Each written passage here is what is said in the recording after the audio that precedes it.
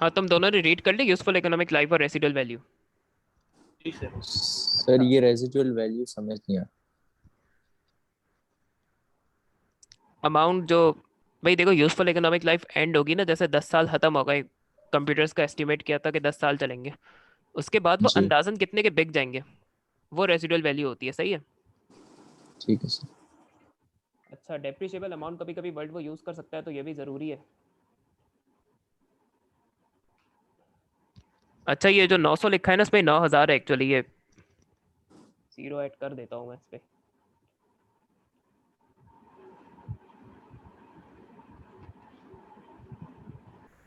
जो ऊपर अभी एक फॉर्मूला डिस्कस किया था ना कि कॉस्ट में से रेसिडुअल वैल्यू माइनस करके फिर मैं परसेंटेज अप्लाई करूंगा, तो कॉस्ट में से जब मैं रेसिडुअल वैल्यू माइनस करता हूँ ना, फिर जो वैल्यू आती है उसके लिए वर्ड है डेप्रिशिएबल अमाउंट। सही है। तो ऊपर जो 9000 मैंने यूज किया था ना डेप्रिसिएशन निकालने के लिए, वो डेप्रिशिएबल अमाउंट था। तो ये टर्म भी पता होनी चाहिए, कभी कभी वर्ड वो यूज कर सकता है। इसको पढ़ लो एक बार जरा।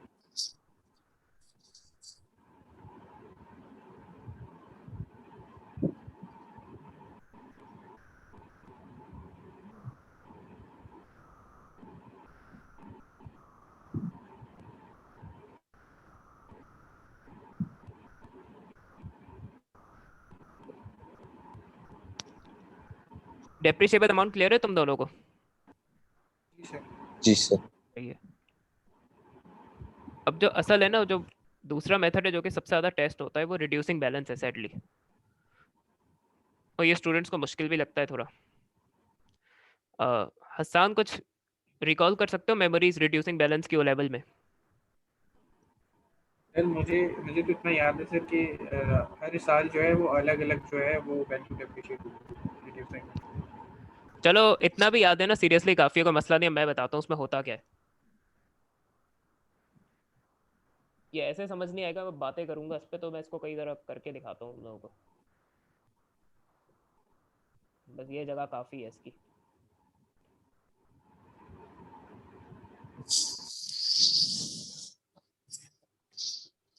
एक एसेट है, उसकी कॉस्ट सपोज करो 1 लाख है। सही है।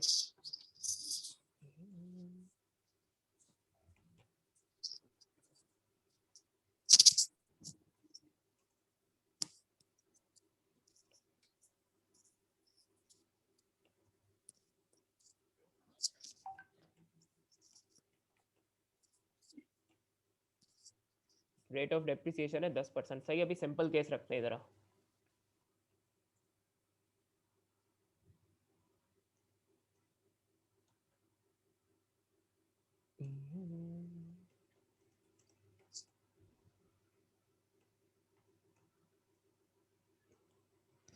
अब रिड्यूसिंग बैलेंस में क्या होता है कि मैं नेट बुक वैल्यू पे डेप्रिसिएशन चार्ज करता हूँ, या मैं अभी बताता हूँ नेट बुक वैल्यू क्या चीज़ होती है। इसमें एक बात याद रखनी कि ईयर 1 पे तो कॉस्ट पे ही चार्ज होगी। तो ईयर 1 में इसकी डेप्रिसिएशन ना, जो भी फर्स्ट ईयर है उसमें 10,000 ही होगी, क्योंकि पहले साल तो कॉस्ट ही होती है।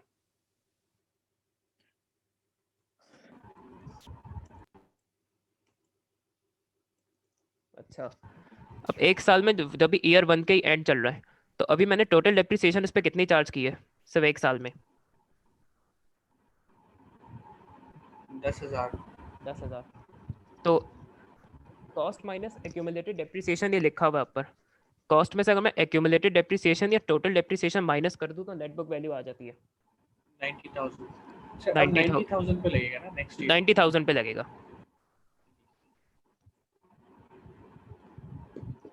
तो ईयर 1 में टोटल डेप्रिसिएशन ही 10,000 थी, वो मैंने कॉस्ट पे से माइनस कर दी, टोटल एक्यूमुलेटेड टोटल को कहते हैं, तो नेट बुक वैल्यू 90,000 आ गई। अब ईयर 2 में ना,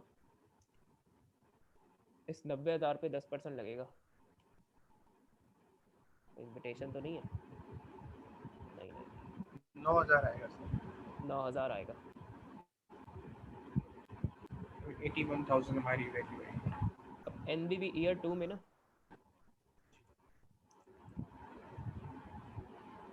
90 में से 981 हो जाएगा। अच्छा, ईयर 1 की डेप्रिसिएशन तो ऑलरेडी माइनस हुई थी, तो अब मैंने ना 90 में से सिर्फ ईयर 2 की डेप्रिसिएशन माइनस की, तो नेट बुक वैल्यू आ गई। सही है। सर कोई ऐसा क्वेश्चन आता है जिसमें हमसे पूछा हुआ हो कि पहले साल की जैसे कॉस्ट दी हुई और बोले कि ईयर 7 या ईयर 8 की डेप्रिसिएशन निकालनी हो? देखो 3-4 साल से ज़्यादा का नहीं देता, क्योंकि इतना उसके पास टाइम नहीं होता, क्योंकि अब से 15 मार्क्स का क्वेश्चन आता है डेप्रिसिएशन का। 3 से 4 साल से ज़्यादा का नहीं देगा। 8 या 10 साल ना वो स्ट्रेट लाइन के लिए देता है। सही है। तो अभी तुम लोग क्वेश्चन करोगे समझ आ जाएगा, वैसे इसके क्वेश्चन थोड़े तो से वैसे हार्ड है। अगर 4 साल का दे तो हम ज़रूरी है 4 साल की वर्किंग दिखाएं, डायरेक्ट निकाल लें? अच्छा यार, ये डिपेंड करेगा कि एग्जामिनर ना तुमसे रिक्वायरमेंट्स क्या क्या मांग रहा है। जैसे एग्जामिनर की रिक्वायरमेंट होगी ना कि गेन या लॉस ऑन डिस्पोजल निकालना है, या डेप्रिसिएशन का अकाउंट बनाना है, या कॉस्ट का अकाउंट बनाना है, उसके हिसाब से तुम्हें अपनी कैलकुलेशन लेके चलनी है। तो हर चीज़ कैलकुलेट नहीं करनी क्वेश्चन में। आपके क्वेश्चंस में ये भी चेक करना है कि जो रिक्वायरमेंट है ना एग्जामिनर की, उसके हिसाब से कैलकुलेशन करके वैल्यूज निकालनी है। तो हर चीज़ कैलकुलेट करने की ज़रूरत पड़ेगी भी नहीं क्वेश्चन में। सही है। स्पेसिफिक होके चलना है। अब ईयर 3 की कितनी होगी इस 81,000 पे? 10% कर देता हूँ मैं, 8100 आएगा मेरे ख्याल से। 8,100। अब नेट बुक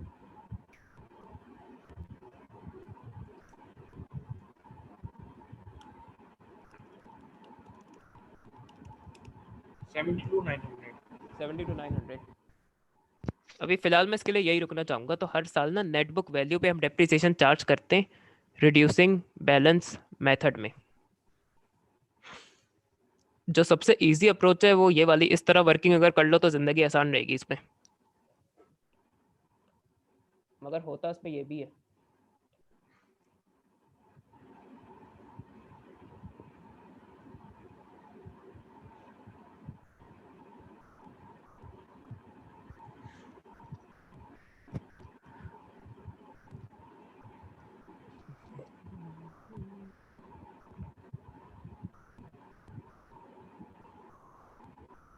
अब एक इसमें ऐसा हो सकता है कि कॉस्ट दी हुई है इसने 1 लाख। सही है।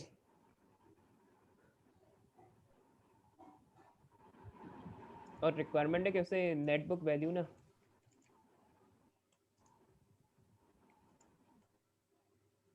ईयर 3 की चाहिए। और सपोज करो कि उसने कैलकुलेशन सारी करके दे दी है, तो मुझे कॉस्ट माइनस एक्यूमुलेटेड डेप्रिसिएशन करना होगा।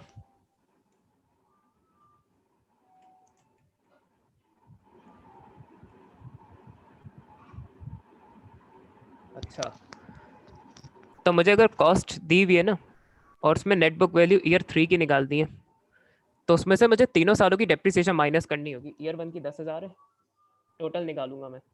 ईयर 2 की 9,000 है, ईयर 3 की 8,100 है। तो टोटल कितना बन रहा है?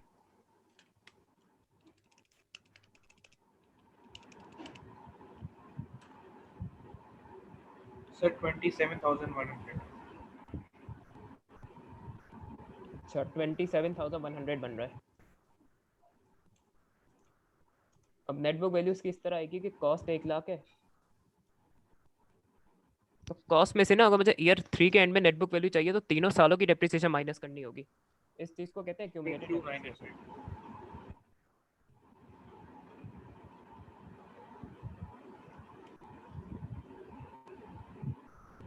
एक्चुअली बैलेंस शीट में इस तरह करना होता है। ये समझ आए वलीद तुम्हें? हाँ, शाम को तो थोड़ा आइडिया होगा इस चीज़ का।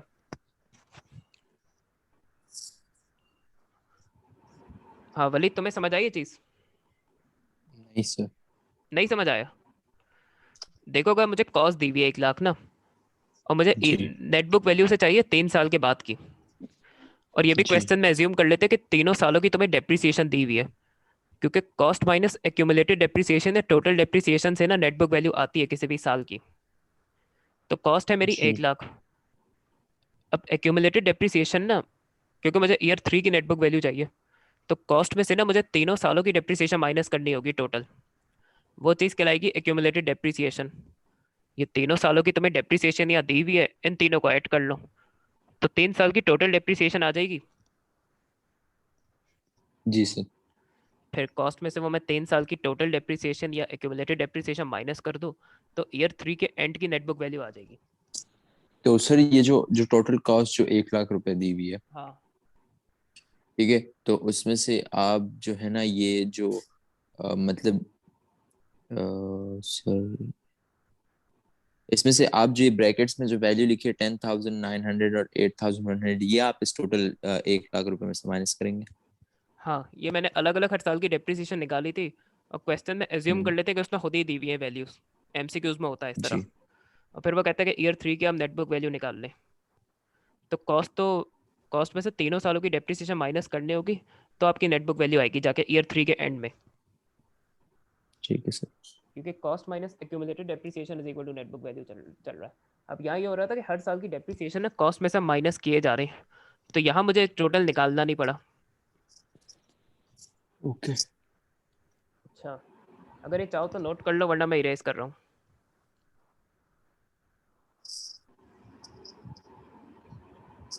सर एक और चीज पूछनी हाँ थी हाँ आपसे। बिल्कुल पूछो। सर ये जैसे कि एक तो आप नोट्स जो हमें सेंड करेंगे, एक तो मतलब ये जो हाँ सिंपल हाँ जो आपने रिटन है वो, और सर जो मतलब जैसे ये एडिटेड नोट्स हैं, तो ये आप हमें नहीं भेज सकते जैसे इसके नीचे भी जो आपने लिखा हुआ है इसके साथ? ये मैं क्लास में कह रहा होता हूँ कि उसी वक्त नोट कर लिया करो या पिक्चर ले लो। अब कुछ ऐसे स्टूडेंट्स होते हैं जो ओ लेवल में पढ़ के आए हुए हैं ये चीज़ें, या जिनको ये चीज़ें बगैर ना एग्जाम्पल के भी समझ आ जाती, तो वहाँ पर मुझे ये करना नहीं पड़ता। कुछ जगह मुझे एक्स्ट्रा माइल जाना पड़ता है कि मैं ये एग्जाम्पल्स खुद से एज्यूम करके और एक्स्ट्रा सॉल्व करके दिखा रहा होता हूँ ताकि कॉन्सेप्ट बेहतर क्लियर हो तुम लोगों का। तो ये स्पेसिफिकली तुम लोगों जी के लिए ही किया है, तो इसकी जैसे या तो पिक्चर ले लो या इसे नोट डाउन कर लो रजिस्टर में। मैं कह भी रहा होता हूँ क्लास के बीच में कि ये जो मैंने लिखा सर है इसे वो चाहो। हाँ हाँ। वो तो सर होता है, लेकिन इसमें ऐसा होता है ना कि हम सर अभी मतलब ये चीज कॉपी कर लेंगे, फिर इसके बाद अगर आप दूसरी एग्जांपल देंगे तो फिर वो भी कॉपी कर देंगे, तो सर फिर उसमें ऐसे पता नहीं चलता है ना कि ये एग्जांपल किस चीज की है। तो वो अगर नोट्स में उसके साथ लिखा हुआ होता तो फिर ज्यादा क्लियर होता है कि इसकी एग्जांपल है। वैसे काफी कुछ चीज़ों की एग्जाम्पल दी हुई, कभी कभी नहीं दी हुई होती मैंने, तो इसको जैसे नोट कर लो कि ये रिड्यूसिंग बैलेंस की एग्जाम्पल है, सही है। और पहले जो की थी वो स्ट्रेट लाइन की एग्जाम्पल थी, तो उस तरह याद रहेगा तुम लोगों को। एग्जाम्पल के साथ खुद ठीक मेंशन है कर सर। लो कि सर ने किस चीज़ की एग्जाम्पल सॉल्व की है। जब हम स्टूडेंट थे तो ये नोट्स वगैरह भी नहीं बनते थे, सब ठीक है सर। रजिस्टर्स में काम कर रहे होते थे स्टूडेंट्स। तुम लोगों के लिए तो काफ़ी इजी कर दिया, बस एक कुछ चीज़ें एक्स्ट्रा माइल कभी कभी जाते हैं तो ये नोट कर लो, वरना सब नोट्स में ही है बाकी। और ये चीज़ अभी क्वेश्चन में भी रिपीट होंगी आगे ओके जाके सर। ना।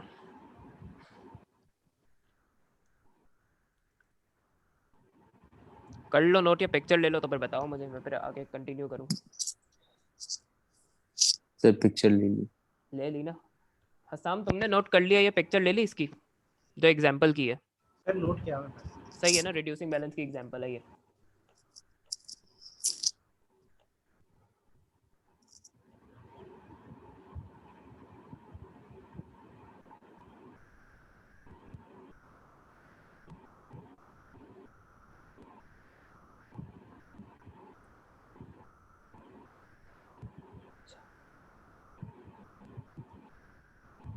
अभी एक चीज़ कॉमनली पेपर में वो पूछ रहा होता है, नवंबर 2020 में भी आई है, कि कौन से नॉन करंट एसेट्स पे स्ट्रेट लाइन यूज करना चाहिए, कौन से नॉन करंट एसेट्स पे लिए रिड्यूसिंग बैलेंस मेथड यूज करना चाहिए।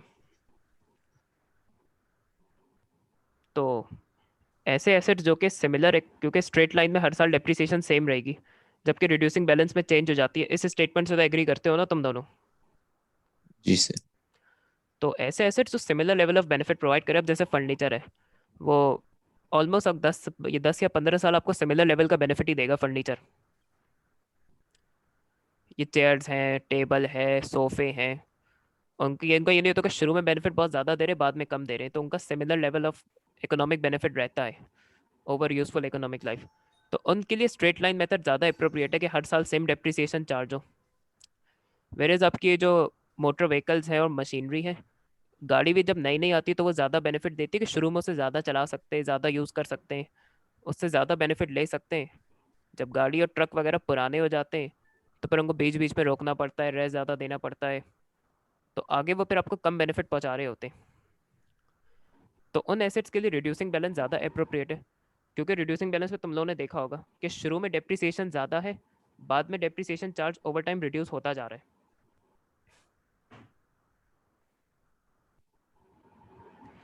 अभी यही हो रहा था ना, पहले 10,000 थी, फिर 9,000 हो गई, फिर 8,100 हो गई। तो डेप्रिसिएशन हर साल रिड्यूस हो रही है रिड्यूसिंग बैलेंस में। तो शुरू के सालों में ज़्यादा चार्ज होगी, आगे के सालों में कम चार्ज होगी। तो वो इस चीज़ का ना ज़्यादा रिप्रेजेंटेटिव है कि एसिड आपको शुरू में ज़्यादा फ़ायदा पहुंचाता है, बाद में आपको कम फ़ायदा कर रहा होता है। तो उनमें रिड्यूसिंग बैलेंस यूज़ करना चाहिए। अच्छा, फिर फर्नीचर वगैरह अपनी सिमिलर अमाउंट से ही वैल्यू हर साल लूज़ करते हैं।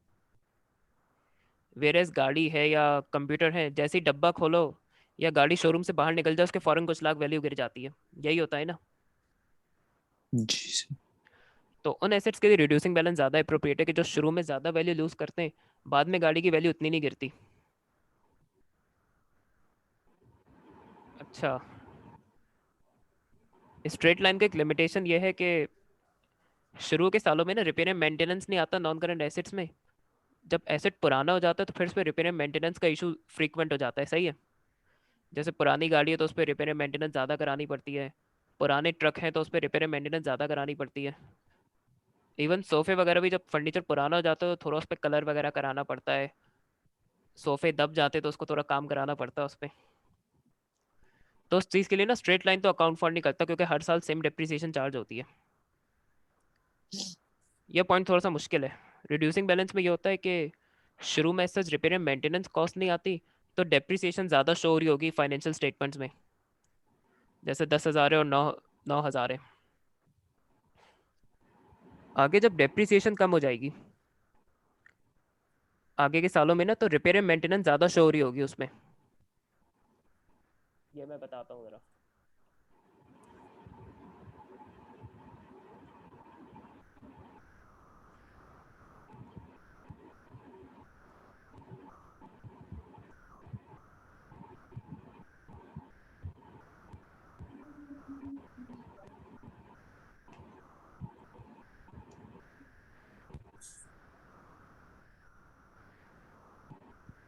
तो इससे आगे के सालों में जाके होगा कि जब एक्चुअल रिपेयर एंड मेंटेनेंस, तो एक्चुअल एक्सपेंस होता है ना, कि हमें अपनी जेब से पे करना पड़ता है रिपेयर एंड मेंटेनेंस। तो आगे के सालों में जब रिपेयर एंड मेंटेनेंस बढ़ेगी जाके, जब एक्चुअल एक्सपेंस हम ज़्यादा पे कर रहे होंगे, तो एस्टिमेटेड एक्सपेंस जो है वो कम हो जाएगा, क्योंकि डेप्रिसिएशन बाद में कम चार्ज हो रही होगी।